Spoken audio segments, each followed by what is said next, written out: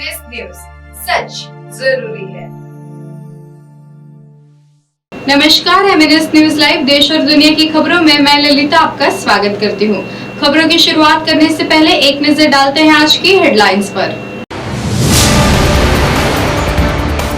महापौर दयाशंकर तिवारी ने दी गणेशोत्सव की हार्दिक शुभकामनाएं। आज टीकाकरण नहीं, 7 दिन में डेंगू के मरीज बढ़े। अब देखते हैं खबरें विस्तार से।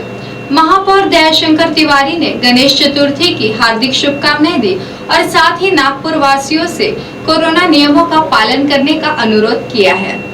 नमस्कार, समस्त नगरवासियों को सप्रेम वंदे। गणेशोत्सव हमारे दरवाजे पर खड़ा है और 1 वर्ष की प्रतीक्षा के बाद गणराया हमारे घर पधार रहे हैं।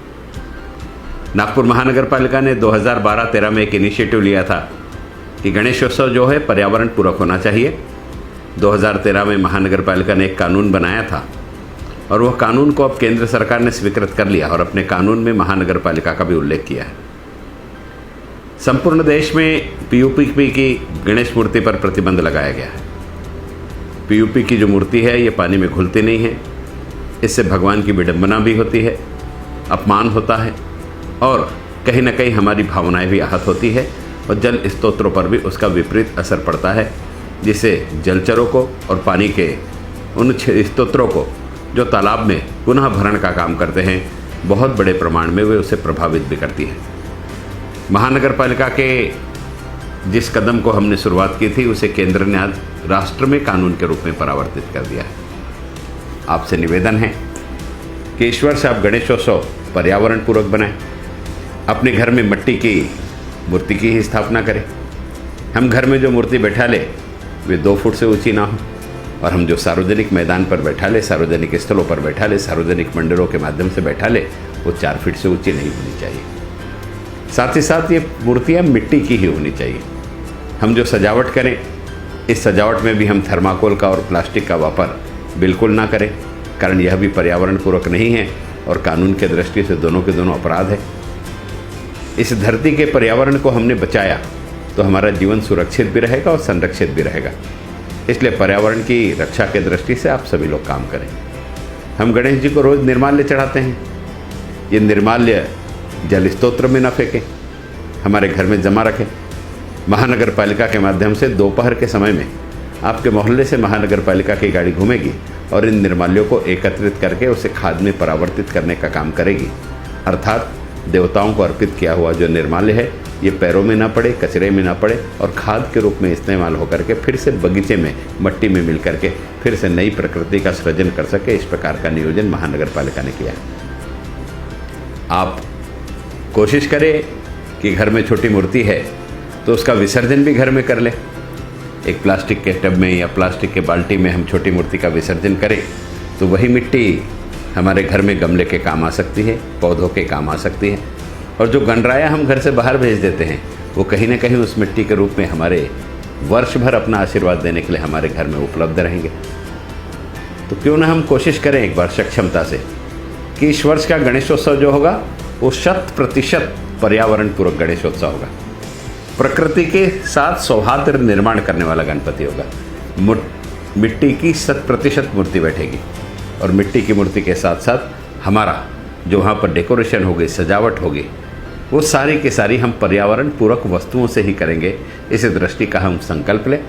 यह गणेशोत्सव आपकी संपूर्ण मनोकामनाएं पूर्ण करें, आपके हर इच्छाओं की पूर्ति करे, विघ्नहर्ता आपके सारे विघ्नों का निवारण करे और सुखकर्ता आपके जीवन में हमेशा सुखों की परंपरा परिपाटी को निर्बाधित रूप से जारी रखे। यही मैं गणराया के चरणों में कदम रख स्तुति करना चाहता हूँ। साथ ही साथ में मैं फिर से आपसे निवेदन करना चाहता हूँ कि महानगर पालिका पीओपी के मूर्ति पर कार्रवाई कर रहे हैं।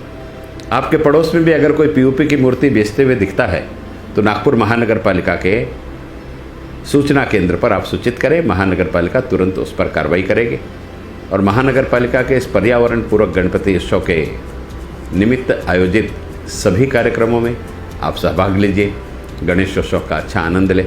और हाँ, सार्वजनिक गणेशोत्सव वालों से भी मैं निवेदन करना चाहूँगा कि अरे भाई, ये आज़ादी की 75वीं वर्षगांठ है और नागपुर के अनेक लोगों ने अपना बलिदान दिया है देश की आज़ादी के लिए। हम उनको याद करें गणेशोत्सव मंडल में। हमारे पड़ोस का जो भी शहीद हुआ है उसके बारे में जानकारी गणेश मंडल के पास लगाए और यह जानकारी हम अपने मोहल्ले के सारे बच्चों को भी दें कि वर्तमान पीढ़ी को पता चले कि हमारे मोहल्ले का कौन सा व्यक्ति ऐसा है जिसके बलिदान से देश को आज़ादी मिली। ये आवश्यक है। इतिहास जिंदा रहेगा ना तो हम जिंदा रहेंगे और नागपुर का जो स्वर्णिम इतिहास है वो लोगों तक पहुंचना चाहिए।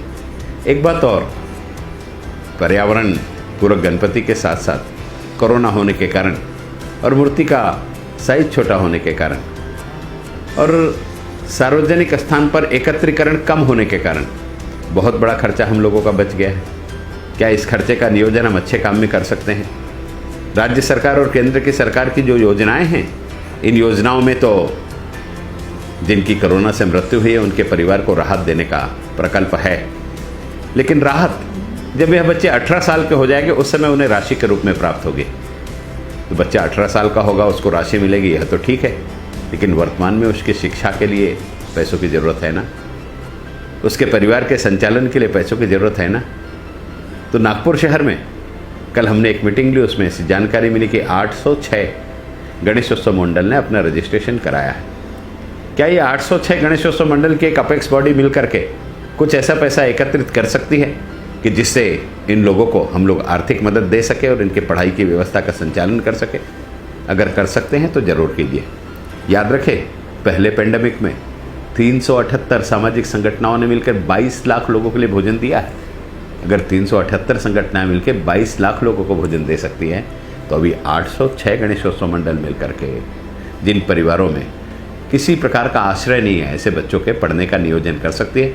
अगर आप ऐसा करेंगे ना तो यकीन मानिए कि गणेश जी बुद्धि के भी देवता है, आपको दुगना आशीर्वाद प्राप्त होगा और आप यह करेंगे, ऐसी मैं आपसे अपेक्षा रखता हूँ। पुनश्च आप सभी को गणेशोत्सव की हार्दिक शुभकामनाएं। दूसरी खबर, महानगर पालिका के सभी वैक्सीनेशन सेंटर शुक्रवार 10 सितंबर को बंद रहेंगे। किसी भी आयु वर्ग का वैक्सीनेशन नहीं होने की महानगर पालिका स्वास्थ्य अधिकारी डॉक्टर संजय चिलकर ने जानकारी दी है। तीसरी खबर, नागपुर जिले में अब तक डेंगू के 1634 मरीज मिल चुके हैं। शहर में ग्रामीण में 3 मौतें हो चुकी हैं। इसमें ग्रामीण में 950 और शहर के 684 मरीज हैं। शहर और ग्रामीण में 3 मौतें हो चुकी हैं। 6 जिलों के आंकड़ों के अनुसार डेंगू के 65% मरीज सिर्फ नागपुर से हैं। इसके साथ ही डेंगू से होने वाली मौतों के विश्लेषण के लिए समिति बनाई गई है, जिसमें जिला महानगर पालिका के अधिकारी, जिला परिषद के स्वास्थ्य विभाग के अधिकारी, मेडिकल अस्पताल के मेडिसिन विभाग के वरिष्ठ डॉक्टर और स्वास्थ्य उप संचालक विभाग के अधिकारी शामिल है, लेकिन अभी तक इसकी एक भी बैठक नहीं हुई है। फिलहाल वक्त आ चला है एक ब्रेक का। ब्रेक से लौटने के बाद देश और दुनिया की तमाम खबरें देखने के लिए बने रहे MNS न्यूज लाइव के साथ। नमस्कार।